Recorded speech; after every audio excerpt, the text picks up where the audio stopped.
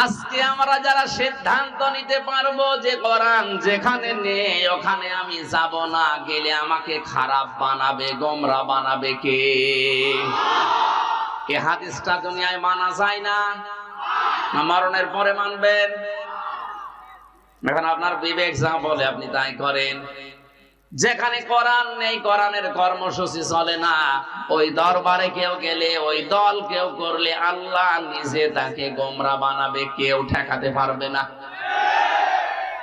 আমার মনে হয় ওয়াজ হয়ে গেছে যদি বুঝে থাকেন। আর যদি না বোঝার ভান করে থাকেন, আমি জানি আপনি না বোঝার ভান করে বসে আছেন। আপনার তো বুখারী শরীফ দিয়ে এখন আর হবে না, লাগবে বাকারি শরীফ। আল্লাহ তুমি বোঝার তৌফিক দাও আমাদেরকে, বলেন আমিন।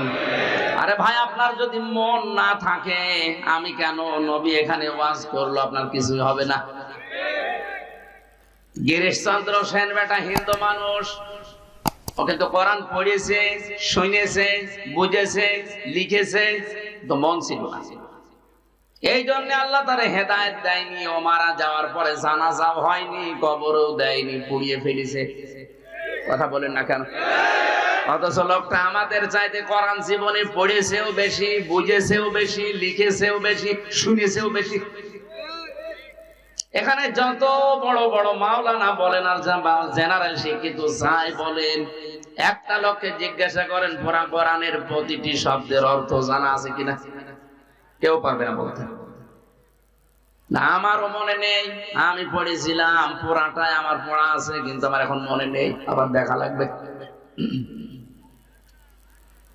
আমার সে ক্লাস 5 থেকে শুরু করে মাস্টার্স পর্যন্ত এ পুরাটা এর উপরে চলছে। আমার অনার্স মাস্টার্স পর্যন্ত কোরআনের উপরে। কোরআনে কারিম আমি যেভাবে আয়ত্ত করেছি, এরপর আমি হাফেজি পড়া ছিল আমার। 3 বছর জেলখানায় থেকে প্রায় 175 বার কোরআন শরীফ শেষ করে ফেলেছি। এত আয়না মনে হয় আমার কাছে, তারপরও প্রতিটি শব্দের অর্থ আমার সব এখন মনে নেই। কয়েকটা বেঁধে গেলে আবার ডিকশনারি দেখা লাগে, শব্দ অর্থ মুখস্থ করা লাগে।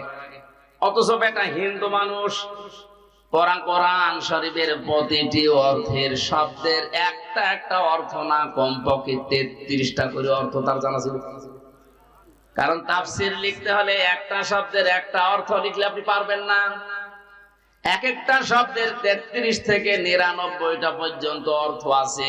কোনটা কোন জায়গায় সেট হয়, ওইটা ওই জায়গায় স্থান কাল পাত্র বেঁধে সেট করা লাগবে।